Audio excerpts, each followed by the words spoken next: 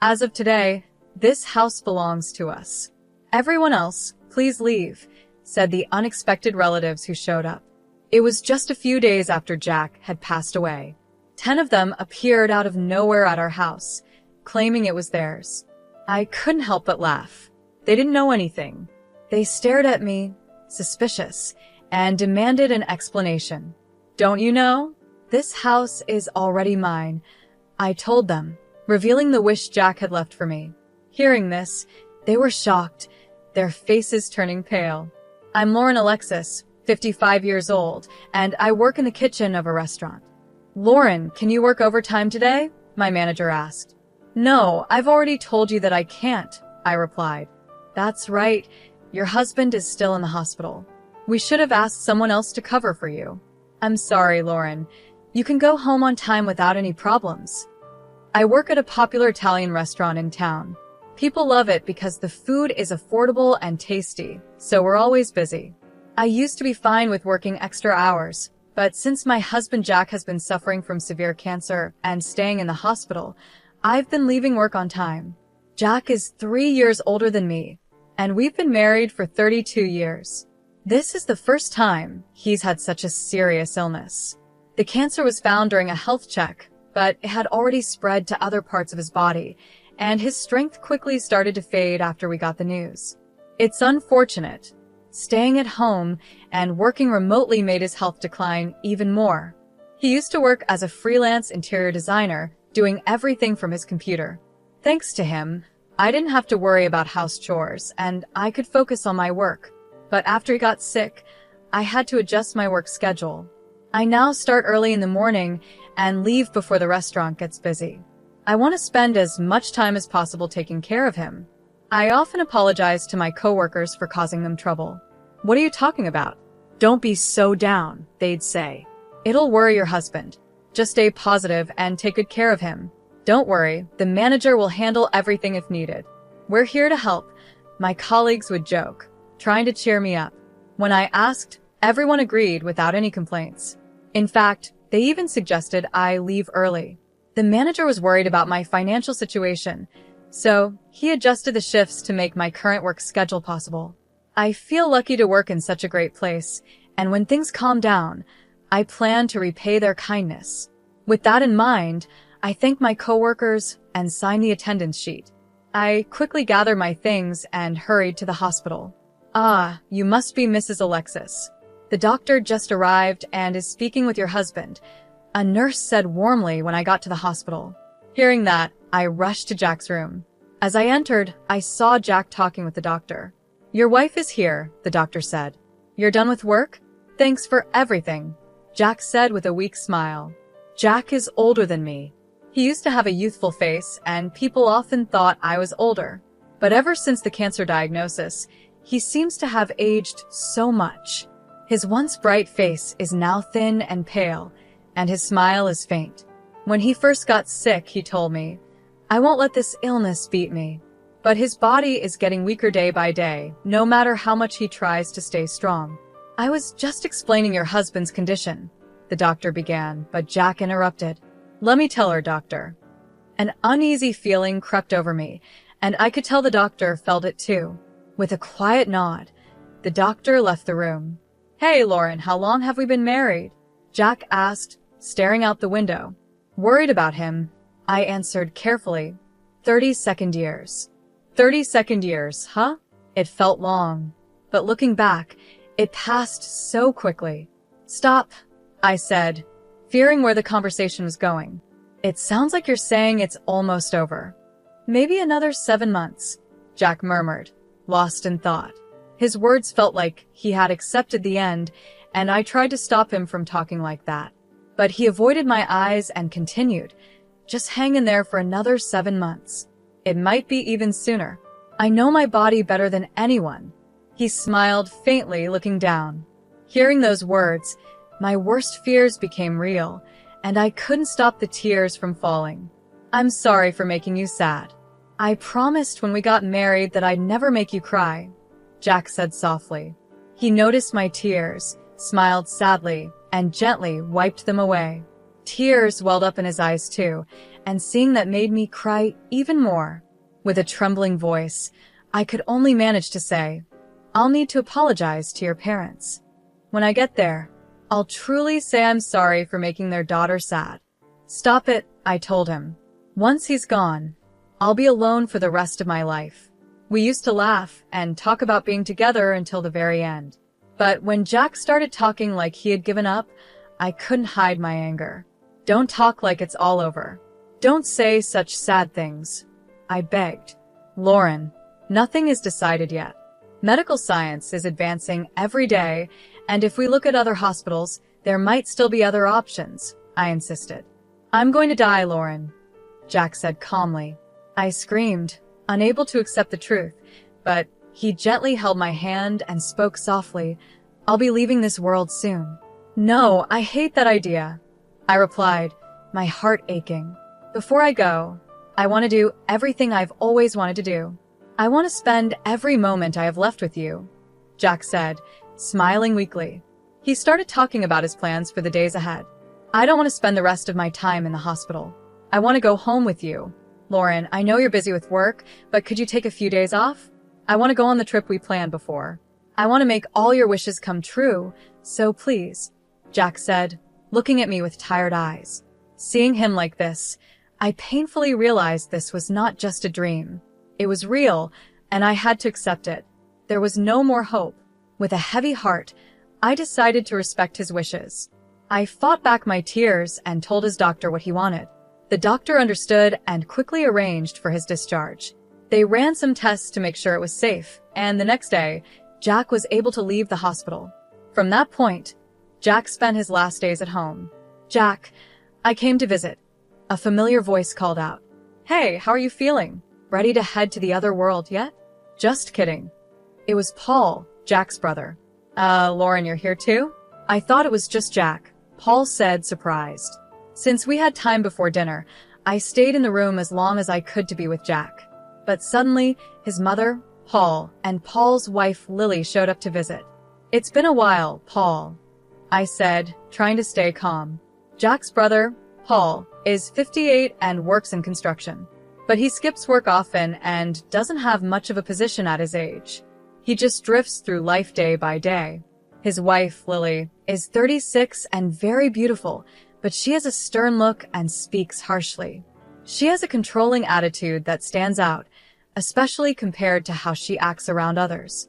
Jack's mother is 82, but looks much younger and is full of energy. However, you can see her greed on her face. She adores Paul to a strange degree and always looks down on Jack. I really can't stand Jack's family. Paul is always making rude jokes, and I'm sure Lily hates me too. From the first time we met, she treated me like an enemy and never misses a chance to make mean comments. My mother-in-law doesn't treat us like people. She constantly bothers us. To her, Jack isn't a son, he's just a source of money. The moment we meet, she starts asking for financial help. Paul has a big family, doesn't he? You two don't have kids, and you both work, so you must have some extra money. Could you help out a little? These requests for money have become normal. Paul's family, including his mother, is a family of 10. After his first wife left, he got remarried while already having 4 kids. He and Lily now have 2 more kids together, making it 6 children total. Their finances are tight, and they're always asking us for money. What's with all the people here? I thought, isn't it cold to treat your own mother like this? Jack, take better care of her. She's been so lonely since your father passed away, Paul said. Their mother's strange behavior started after her husband died. He had been strict but sensible. When he was alive, the family got along well. But after he passed, it was like she changed completely. Jack's father used to encourage her to be kind to us, but now that he's gone, she doesn't feel any need to accept me. She only talks about money whenever she's with Jack. Before, Paul had run off with another woman and was disowned by his father. But after Jack's father died, Paul came back home with his new wife, Lily, and the disownment was lifted. This town has good support for families, but raising 6 kids still requires a lot of money, and they're always struggling.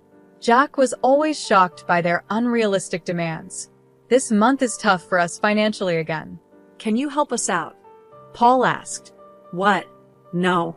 Please stop. Jack is already going through so much. How can you ask for more? I shouted, upset.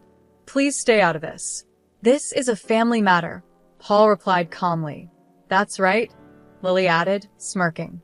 Furious at their unreasonable behavior, I couldn't hold back and yelled again. But Paul just brushed it off, and next to him, Lily laughed, waving her hand as if she was shooing away a dog. Sorry, but we really can't give you any money, I said firmly. Oh, that's a problem. I thought you'd figure something out. That's why we came all this way, Paul replied with a shrug. What a useless son, my mother-in-law muttered under her breath, grumbling as if Jack had let her down once again. I was reaching my limit with how unreasonable those three were acting. So, what's the situation? How is the cancer progressing, and when will he be discharged? His mother asked, but it was clear she didn't care. Given her greedy nature, she probably had some selfish plan. The doctors say he has about 7 months to live. He's being discharged tomorrow to spend his last days at home, I replied. Is that so? As soon as they heard those words, their eyes lit up. Instead of shock or sadness, their faces were full of joy, which made me sick to my stomach. Well, we'll come by with a car to pick him up when he's discharged. He can't walk home, right? Paul chimed in. There's no need for that, Jack responded calmly, but his mother and the others kept talking excitedly. I couldn't take it anymore. Their behavior was unbearable, so I forcefully kicked them out of the room. What are you doing? They yelled. Please leave. I will handle the discharge myself. Your help is not needed, and honestly, I never want to see any of you again. As they tried to argue, I quickly shut the door in their faces and locked it. Then, I immediately informed the hospital staff to ensure no one except me could visit Jack. I didn't want his family anywhere near him. I'm sorry, Lauren. I've caused you so much trouble, Jack said softly. Why don't you stand up to them? I asked, my frustration growing. They treat you terribly and use you. Why should people like them live without any worries while you suffer? I was angry, and though it didn't make sense, I felt like I needed to lash out at someone. I loved Jack so much, and the thought of losing him was unbearable. I didn't want to confront them and make things worse, so I'm glad you spoke up, Jack said. Then, with a serious look on his face, he added, Lauren, I have one request for you. A request? I asked, surprised. Jack looked at me with a grave expression and said, Please, this is my first and last request. I promised I would fulfill it. After that, he entrusted me with something important. It was so unexpected, but I could tell how serious he was. I took the item home with me that night.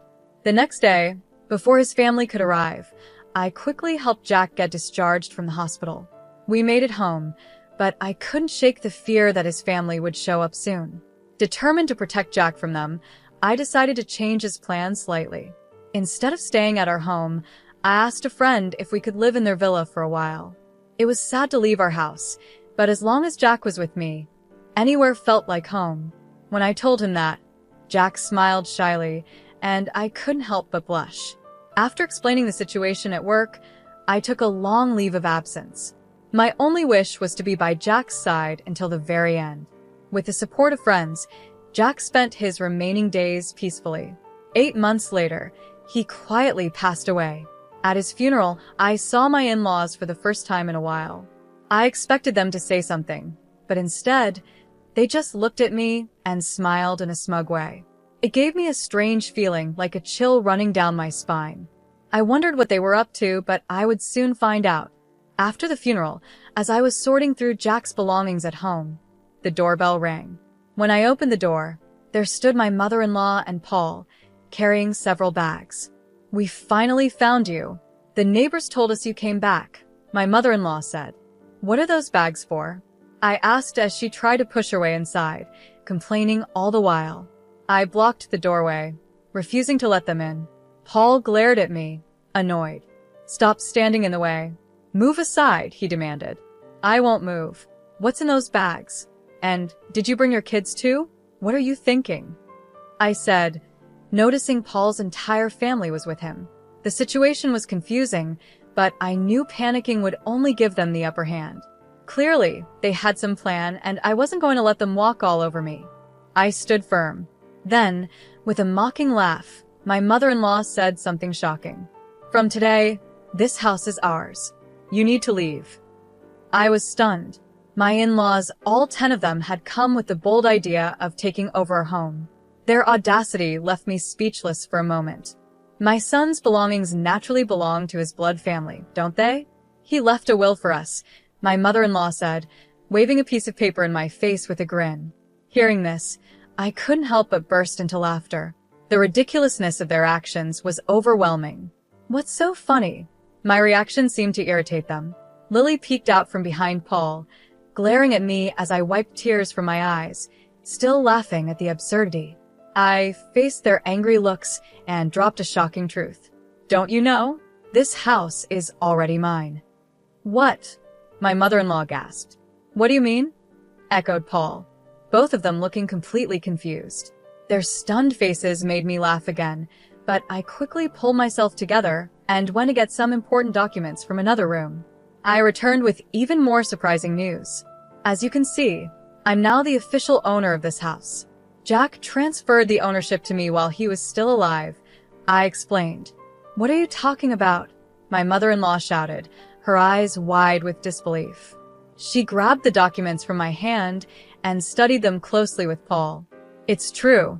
The house is in her name," they murmured, shocked. The document was official, proving that the house belonged to me. Paul and Lily immediately began protesting. "How could Jack not own the house anymore?" they yelled. Staying calm, I replied, "He decided to transfer the house to me before he left the hospital. He thought it would be better for the future if the house was in my name." At this point, my mother-in-law interrupted, holding up her own copy of what she claimed was Jack's will. "This can't be. Look, here's a will he wrote," she said. The paper she showed was in Jack's handwriting, but it had no official seals or signatures. It wasn't a valid legal document, which they clearly didn't understand. Their lack of knowledge made me sigh in frustration. No matter how much I explained, I knew they wouldn't accept the truth. Expecting things to escalate, I asked them to wait a moment and made a call to a lawyer. "I appreciate your help. I'm sorry, but Jack's family is here about a supposed will. Could you come over quickly?" "Thank you," I said into the phone. Paul glared at me suspiciously. "Who are you calling?" I didn't give him any details, but I invited them inside. I seated my mother-in-law and Paul in the living room and told the children they could play in the bedroom. Soon, the doorbell rang, and I went to greet the person I had called. I escorted him into the living room. "I apologize for the delay," I said as the suited man entered the room. Paul and the others immediately looked tense, eyeing him with suspicion. "This is Mr. David, the lawyer who has been helping us with Jack's matters," I explained. Upon hearing the name lawyer, my mother-in-law's face filled with shock. "A lawyer?" she exclaimed, realizing the situation had become more serious than she expected. I got to know David through a friend of the owner of the villa we were renting. He had already been told about the situation. Even though he was only 32 years old, which made Jack and me feel a bit uneasy at first, he was well known among his friends for being smart and especially good at handling family disputes. After meeting him in person, we trusted him completely. Jack and I had explained everything about the inheritance and the family issues to David, and we officially hired him as our lawyer. My in-laws had no idea Jack had hired a lawyer, and they looked completely shocked. Paul and the others were wide-eyed and speechless. "Let me reintroduce myself. I'm David, and I'm here at Jack's request. I will be recording this conversation for legal purposes," David said. Unlike Paul, who dressed in flashy clothes, David had a simple-look short black hair and plain, clean glasses. My mother-in-law seemed to forget why she had come, as she was caught off guard by David's calm presence. He greeted them politely, and they quickly accepted his business card without thinking. When they saw his card and lawyer badge, my mother-in-law straightened up, realizing he was a real lawyer. Paul and Lily also looked tense. David and I sat on the sofa across from my in-laws, ready to begin the conversation. David smoothly turned on the voice recorder, and the discussion started. May I take a look at the will you brought? David asked in a calm tone. My mother-in-law's hand trembled a little as she handed it over. She seemed nervous, probably worried that without a lawyer on her side, things might not go the way she wanted. It's hard to twist words around when dealing with an experienced lawyer, and she seemed aware of that. David read the will carefully, and after finishing, he looked at me and gave a small nod. Thank you. I'll return this to you now, he said, handing the will back to my mother-in-law with a polite smile. His calmness only seemed to make her more anxious. Was that really Jack's will? She asked, her voice filled with doubt. Yes, it does appear to be Jack's will, David confirmed. See? With this, the house is ours, she declared confidently. But David quickly set her straight. That will is an older version, though, he added, gently lowering her expectations. What do you mean? My mother-in-law exclaimed in surprise. It seems you didn't catch that, David replied calmly. Yes, the will you presented is Jack's, but it's outdated. The will that is officially valid is this more recent one. He then pulled a newer document from his bag. This will was more recent than the one my mother-in-law had, and it clearly stated, I leave all my assets to Lauren. The previous will I wrote for my mother is hereby revoked, and this document shall stand as my official will. What?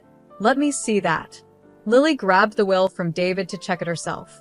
The new will had a more recent date, a seal, and even Jack's fingerprint, along with a note confirming that a lawyer had overseen its creation. It was obvious which will was valid. As Lily and Paul read it, their faces turned pale. My mother-in-law's lips quivered in shock. So, what does this mean for the other will? Paul asked, frustration building. Unfortunately, David explained, the will your mother has is now just a useless piece of paper. At that moment, Paul exploded in anger. Ignoring the lawyer's presence, he turned on his mother and yelled, You told me all the inheritance would be yours. His voice was so fierce it seemed like he might lash out physically. Lily tried to calm him down, but he was too strong, pushing her aside as he continued shouting at his mother.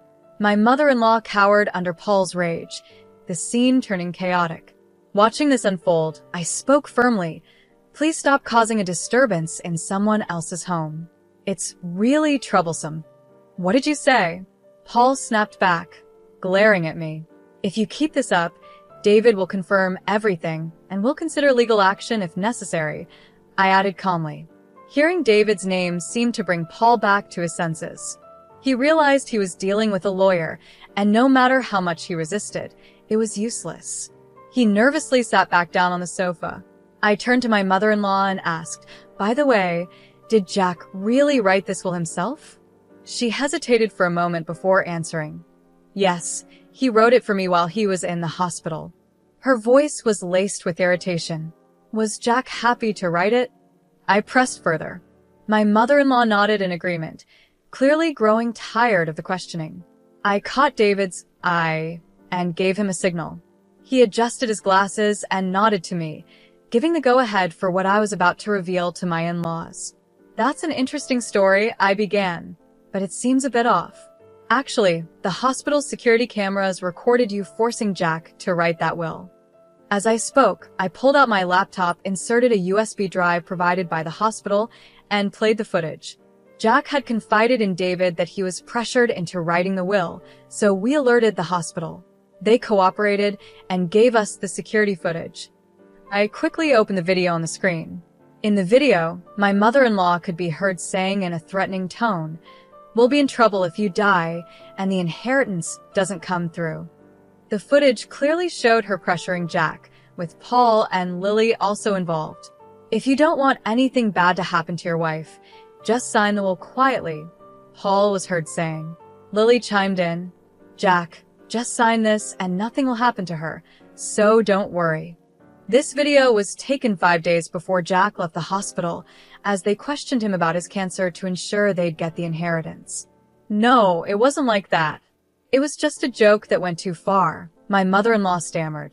I saw a drama before going to the hospital, where the villain looked so cool. I just copied it without thinking. I didn't mean it seriously, please forgive us. As the situation turned against them, they quickly made excuses. Their words only fueled my anger, and I sighed at how pathetic they looked. If you had just admitted it, things might have been different. But trying to hide it shows your real intent, I said sternly. David, can we file charges for extortion based on this? Absolutely, David replied, smiling as he picked up the voice recorder. Their statements provide enough evidence. Paul and Lily, realizing they had forgotten about the voice recorder, were shocked. That means we'll be filing for damages against all of you, including compensation for the victim, David continued. This can't be true. Wait a minute, Lauren, Lily pleaded. It was only Mom who made him sign. We were just watching. We didn't force him to sign anything. Desperate to escape responsibility, Lily tried to distance herself, leading to a heated argument between her, Paul, and their mother. It was you two who offered to help get the will written, wasn't it? My mother-in-law snapped, trying to shift the blame back to them. You said you would handle it properly, Mom. We were just watching, Paul snapped. You were the ones pushing Jack to write it quickly, his mother argued. That was because Jack's medical appointment was coming up. It wasn't about rushing the will. We just didn't have much time, and we thought it should be done before Lauren got here. It seemed like they were trying to speed up their plan while I wasn't around. As Lily kept talking, she didn't seem to realize the importance of what she was admitting.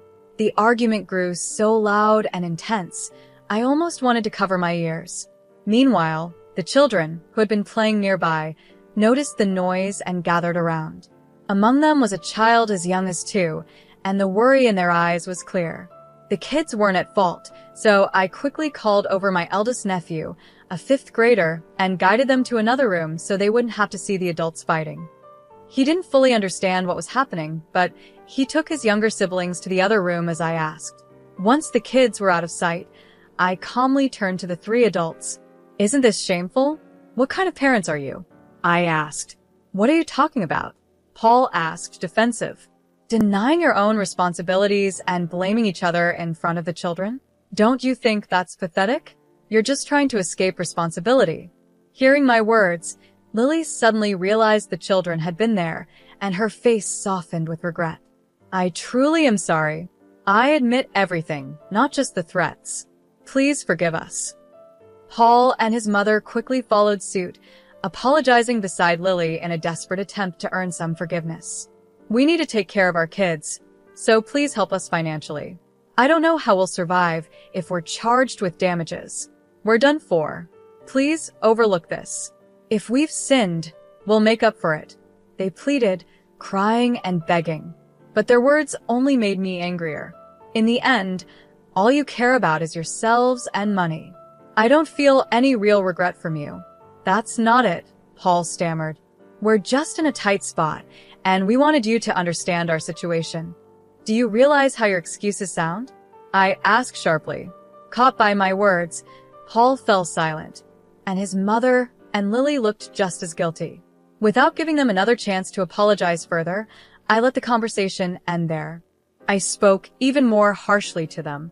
I have no intention of forgiving you. If you truly care about your children, you should work harder to pay off your debts. Everything that happened is because of what you did to Jack. It's all your fault. Why should I forgive you?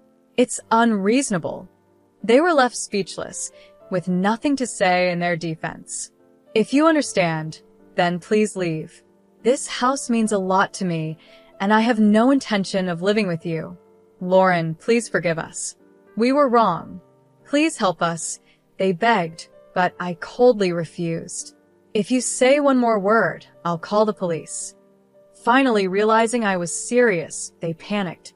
They quickly gathered their children and belongings and left the house. David and I watched them go without a word, and as soon as they were gone, we locked the door and sighed in relief.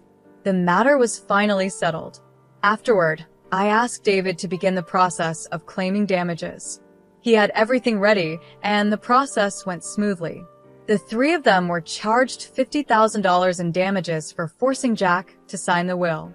Unable to pay such a large amount, they tried to negotiate a settlement, but I didn't budge.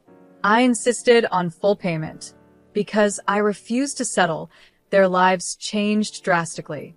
My mother-in-law had to take care of 6 children on her own, and Paul and Lily were forced to work hard every day. They sold their house and moved into a cramped apartment, all 10 of them, while continuing to pay the damages. Their lives won't get easier anytime soon, and they'll be struggling until their youngest child becomes an adult. In the end, I successfully cut ties with them completely. After sorting through Jack's belongings, I stayed in our home, continuing my daily work. Friends from work visit me sometimes, so I don't feel lonely. Every day, I stand in front of Jack's portrait and talk to him about the events of the day. This was the last promise I made to him. Even if I fall ill and end up in the hospital, I will never stop this daily ritual. As Jack neared the end of his life, he made one final request: for me to keep talking to him every day. I love your voice and our conversations more than anything. I hope you'll keep talking to me every day so your voice can reach me, even in heaven, he had said. After he passed away, I made a solemn vow to keep that promise. Until the day I join him, I will maintain our bond by never missing a single day of talking to him.